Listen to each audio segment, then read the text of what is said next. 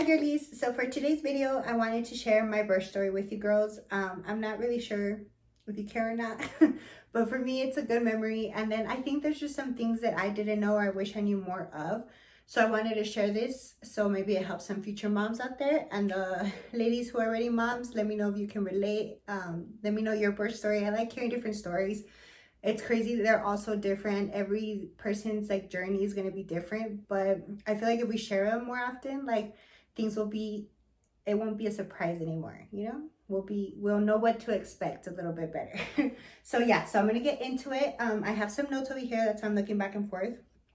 I just wanted to make sure I got everything. So yeah, let's get started. Story time. So my due date was originally May 6th. However, we found out a couple days before, a couple weeks before that my doctor was actually going to be out of town. And I had dealt with him throughout the whole pregnancy. He's an amazing doctor, 10 out of 10 recommend. So I just felt so at peace with him. So I just didn't want to bring a new doctor in at the last minute. And it was just, I didn't want to deal with that stress. So we went and we asked, I don't know what I was trying to say. We asked if I could be induced. And they said, yeah. They originally told us, I don't remember what day exactly we asked, but we asked, like, say it was a Tuesday, and they're like, oh yeah, we have a spot for this Thursday. And me and Beth were like, can we wait like next week? So yeah, so they scheduled us to be induced May 4th at 5 a.m. So yeah, we showed up to the hospital. I could only bring in one person, obviously, so I had Beto with me. We went up, we were already pre-registered, which I highly recommend if you're gonna give birth at a hospital, is to register before. That way you can just go up and get into your room rather than doing that registration as soon as you get there. So yeah, so we went up, they took us to a room, settled us in, asked us a bunch of paperwork, just some stuff like allergies and all that questionnaire stuff. And then after that, they actually gave me the IV thing to be induced at 6 a.m. So at 6 a.m. I was still 1 centimeter. So yeah, it was a long journey. I had heard different stories, of course. My mom was induced with me actually for the same reason, which is crazy. Her doctor was going out of town, so it was the same story. But with me, she only took 2.5 hours. So I was like, oh, okay. And then I had a friend who I talked to, she was like, she took 18 hours. So I was like, oh, like, well, either one. I honestly thought that I wouldn't take that long. I was wrong. So yeah, so anyway, I got induced at 6 a.m. exactly, around. It was weird because they kept asking me, do you feel contractions? And I was like, no. And my machine kept rating that I was, and she was like, you're having contractions, like you're not feeling anything. And I was like, no, which is crazy. Obviously I didn't have my epidural yet. So I was like, no, I don't feel anything. So I was feeling real confident. I was like, oh, the pain isn't gonna be that bad, right? I started feeling the pain more around, I believe it was like 4. Started feeling those contractions now, yeah, 4 p.m. So I was ready for my epidural. So I like paged a nurse. The nurse we had was super sweet. I forgot her name. I don't remember her name, but she was super sweet. I loved the nurse we did have. So they came in to give me the epidural. Honestly, I know compared to contractions, like the epidural is like piece of cake. And it's just, to me, I was like, I just gotta suck it up for a minute rather than hours of this pain. So I was down for that. So yeah, so they sit you over, you have to like hunch over. And honestly, I was telling Beth, I was like, I stayed still because I know things can go wrong, and I know it's not like me, but it is such a sensitive area. And I was like, all I could think about was like, I'm a dancer, my career, like things can't go wrong, you know. So I was just sitting there trying to stay focused, breathing. I literally did not move.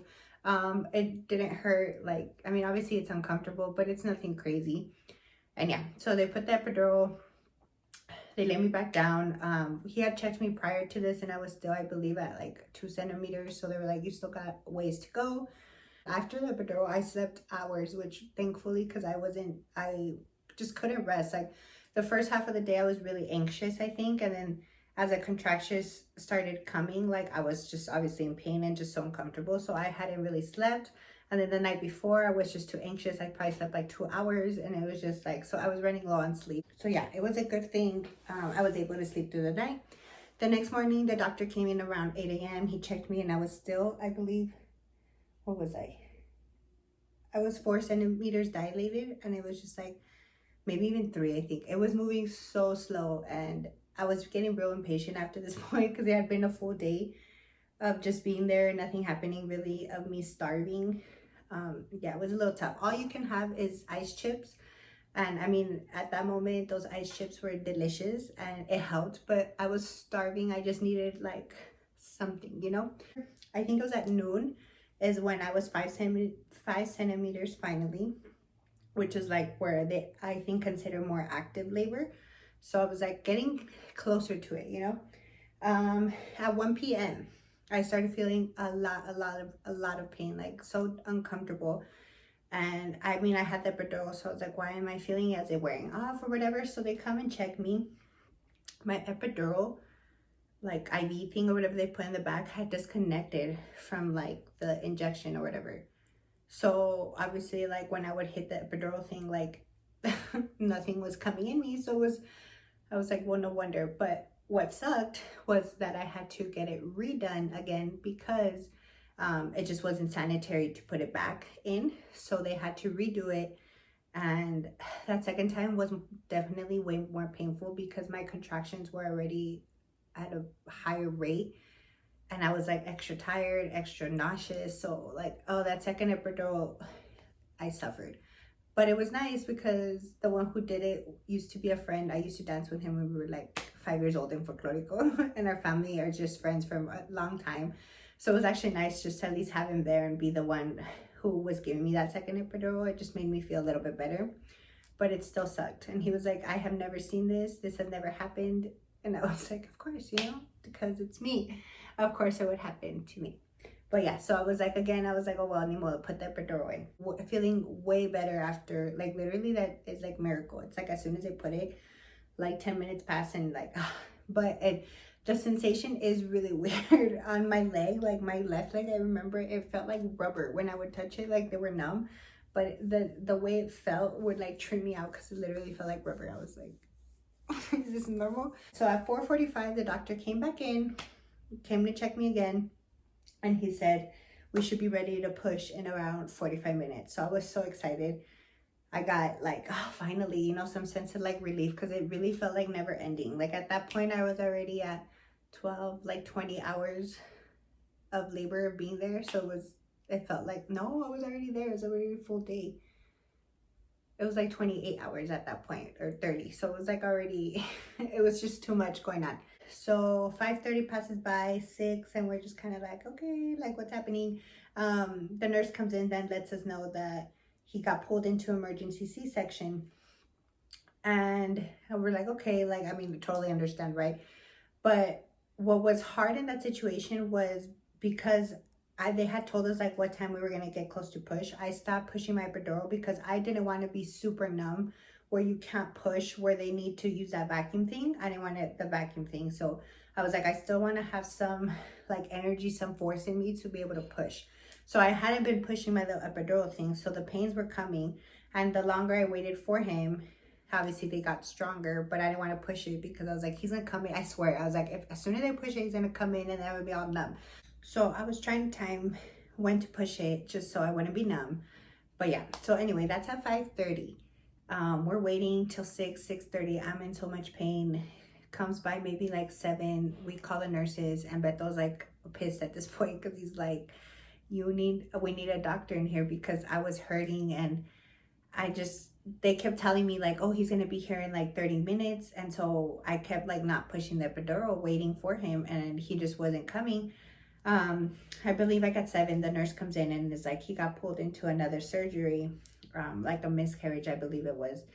And I was so frustrated. Like half of me super understood and was like, I'm okay with it, because if I was on the other side, if I needed the emergency C-section, like I wish my doctor would rush to me, you know?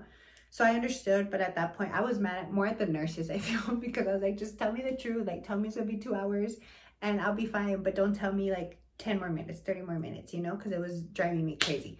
So at 7:30, we're like, Safo ni modo. And I pushed the epidural and I was like, oh, well, at this point, we were really contemplating on just like using another doctor because it just felt like he was never going to come to us. And yeah, so I drugged myself up again and I literally just falling asleep and I hear his voice. He has a super distinct voice and I hear him coming down the hallway and I was like, oh, and I was like, I was so tired. But at this point, I like got up and I was like, oh, hell yeah, I'm ready to push and get this over with. So yeah, he comes in and he's super apologetic, super like, I'm so sorry. And I'm like, I mean, I totally get it. It just sucked, but I totally understand. So yeah, so he comes in, he checks me out. He's like, you should be, he's like, well, yeah, let's go. Let's start pushing. And so the nurse comes in, we start prepping and everything. I start pushing maybe for like 15 minutes with the nurse. They were trying to get her a little bit lower. And then he comes in, and we just start pushing. Maybe, I feel like it took from where we started, maybe like 30 to 40, like 40 minutes, maybe the whole like labor process. Or like the actual pushing part. So it wasn't too bad. It wasn't too long. And honestly, I mean, at that point, obviously my legs were a little numb. They weren't too bad, thankfully, because I still felt like I had energy to push, but they did feel a little, a little weak, and I just didn't have control, like as much as you obviously would normally. But yeah, so, and that was it. At 8:58, we finally met our Isabella. And well, obviously it was all worth it to have her. Like, I would do it again in a heartbeat, but it was a lot. In total, I was in labor for, I believe it was 36 hours. And it was just, I set a record for all my friends that I know. No one has been in labor for that long. But I'm really just thankful that there was no complications and no health scares, no anything like that, because obviously that's what would worry me more. So yeah, everything went smoothly. Besides that, it was just a slow process. I feel bad for our family and friends that were like all waiting since 5:32. Like, they're like, what the fuck is going on? And we're like, no, it's just, you know, the doctor. And I know he was super busy that day. I believe there was like, I think they said 11 births on May 5th, which is where she was born. So they were busy that day. Me and Beto had talked about it. We're like, how cool would it be if her birthday landed on Cinco de Mayo? And we just talked about it. We even put her baby shower. That's why that theme was like Mexa, that talk about a baby.